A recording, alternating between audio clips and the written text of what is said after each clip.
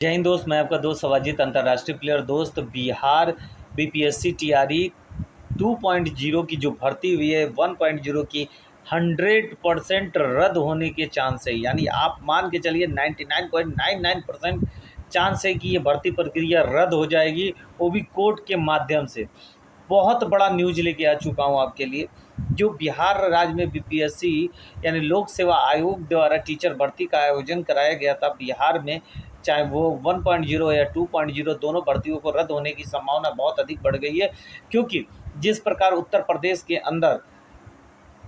जो छूटों को लेकर जो जातिगत छूटें मिलती हैं, जो एससी एसटी ओबीसी ईडब्ल्यूएस के आरक्षण की जो छूटें मिलती हैं, आरक्षण की सीटों के अंदर भी अवैध तरीके से लड़कों को प्रवेश करा दिया गया था, जिसके बाद हाईकोर्ट इलाहाबाद हाईकोर्ट द्वारा इस निर्णय को दिया गया है कि जो अवैध तरीके से भर्ती हो गए हैं अब उनको बाहर का रास्ता दिखाया जाएगा तथा उनके स्थान पर जो जिनका कोटा है उन्हीं को भर्ती किया जाएगा। इसी प्रकार बिहार राज्य में भी आपको पता है कि जो भर्ती हुई थी ईडब्ल्यूएस का जो नेट परसेंटेज था वो जनरल से अधिक था और ओबीसी का परसेंटेज अधिक था, एससी एसटी का परसेंटेज अधिक था, महिलाओं का परसेंटेज बराबर था। ऐसे बहुत सारे रिजल्ट निकले जिसमें स्पष्ट हो पाया कि बिहार में भी जो भर्ती हुई है पूर्णतः मनमानी किया गया है। किसी भी प्रकार का SC ST OBC EWS minority को जो छूट मिलती है और उसके अंतर्गत बिहार के युवाओं को छूट नहीं दी गई। इसके अलावा बिहार से बाहर के अदर स्टेट के लोगों को भी छूट देकर भर्ती कर लिया गया। वो नियम क्या था, क्या आधार था, इसके आधार पे भी इस भर्ती प्रक्रिया को कैंसिल होने का पूरे चांस बन रहे हैं और आप देखिएगा ये भर्ती प्रक्रिया 100% कैंसिल होकर रहेगी। इसके अलावा बिहार में पकड़े गए शिक्षकों ने भी बयान एकदम साफ साफ दिया है कि उनके स्थान पे किस तरह घपलेबाजी के तहत भर्ती प्रक्रिया में बैठाया गया और जो पेपर दिए उनको 12 लाख 15 लाख किस आधार पे उनको तय किया गया और उनको भर्ती कराया गया और अपने स्थान पे दूसरे को बैठा के पेपर दिला के एक जो अच्छे युवा हैं उनके जीवन से खिलवाड़ किया गया। बिहार सरकार को गुमराह करने का भी पूरा प्रयास किया गया, जिसमें कि अधिकारी भी संलिप्तता के दायरे में आ रहे हैं, जिसकी जांच होनी आवश्यक थी, जो कि ईओयू आर्थिक अपराध इकाई द्वारा इसकी जांच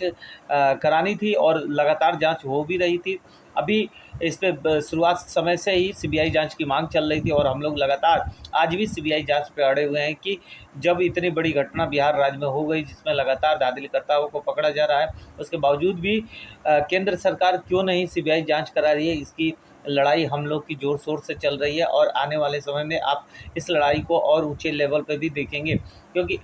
एक कलम की लड़ाई जो होती है बहुत हाई लेवल की होती है, क्योंकि ताकत की लड़ाई से कलम की लड़ाई कहीं भी ऊपर मानी जाती है।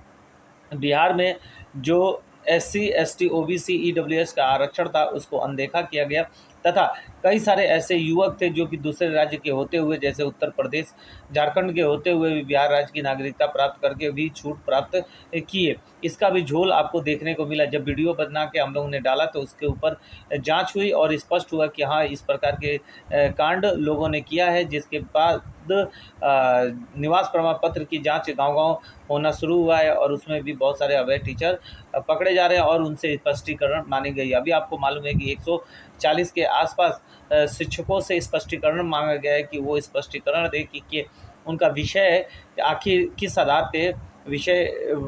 जो चेंजिंग है वो कैसे भर्ती हो गए और उनका विषय क्या रहा, इसके आधार पर स्पष्टीकरण मांगा गया। और स्पष्ट है कि जब जिस विषय का टीचर नहीं है, जिस विषय में आप पास नहीं है, तो आपको बाहर होना ही है। लेकिन यहाँ पे एक बात और आके अटक जाता है कि क्या ये जो टीचर बाहर हो रहे हैं उनके स्थान पे बिहार के युवाओं को जिन्होंने पेपर दिया था उनको मौका मिलेगा कि नहीं मिलेगा, उनको भर्ती दी जाएगी कि नहीं। ये क्या सीटें खाली करके फिर से 3.4 और इसके बाद 3 पॉइंट के बाद 4.0 में भी इस भर्ती की गैपिंग को ले जाया जाएगा या इसी भर्ती प्रक्रिया में इस सीटों को फुलफिल किया जाएगा। इसका बहुत बेसब्री से हम सभी का इंतज़ार है कि जानना बहुत ज़रूरी है। अभी तक आयोग ने किसी भी प्रकार का इस पर स्पष्टीकरण अपना नहीं दिया है कि क्या वो दोबारा रिजल्ट जारी करेगी या नहीं करेगी, यानी सप्लीमेंट्री रिजल्ट जारी करेगी या नहीं। इसका स्पष्टीकरण देना बहुत अधिक आवश्यक है। बिहार के युवाओं ने जो अपने जीवन के लिए जो सपने सजा के रखे, जिनकी बिटिया एक छोटी उम्र की थी और वो चाहते थे कि मैं अपने बच्चियों को भी एक देवी का रूप मान के उनको अच्छी शिक्षा दे सकूँ, शिक्षक बन के लेकिन उनकी भी सपनों पे पानी फेरने का काम जो बिहार सरकार द्वारा किया गया है, ये बहुत बड़ा अपराध है। और इस अपराध को देखते हुए बिहार सरकार अभी भी नहीं जगती है, तो ये मान लिया जाएगा कि बिहार के युवाओं के साथ खिलवाड़ कर उनको मज़दूर बनने के लिए छोड़ दिया जाएगा रोडों पे, और जो योग्य युवा हैं वो रोड पे रहेंगे, और जो अनयोग्य हैं वो नौकरी करते मिल रहे हैं। जिनके बाद अब पटना हाईकोर्ट का भी नंबर है कि पटना हाईकोर्ट इस पे साफ निर्णय देगी, इस भर्ती प्रक्रिया को रद्द करेगी, क्योंकि इसमें किसी भी प्रकार से अनियमितता को बरती गई है, और इसकी अनियमितता को नहीं बरती गई, और इसमें भर्ती प्रक्रिया में धांधली लगातार हुई, और जो SC ST OBC की जो छूटें थी उनके आधार पे भी इनको सही छूटें प्राप्त नहीं हुई। अभी हमें विश्वास है कि बिहार की जनता जगेगी और इस अगले चुनाव में ये स्पष्ट कराएगी कि जो बिहार के युवाओं के साथ धोखेबाजी हुआ है उसका अगला परिणाम क्या हो सकता है। तो अधिक से अधिक वीडियो शेयर करिए, लाइक करिए, ताकि सभी के जीवन में खुशहाली आ सके। जय हिंद, जय भारत।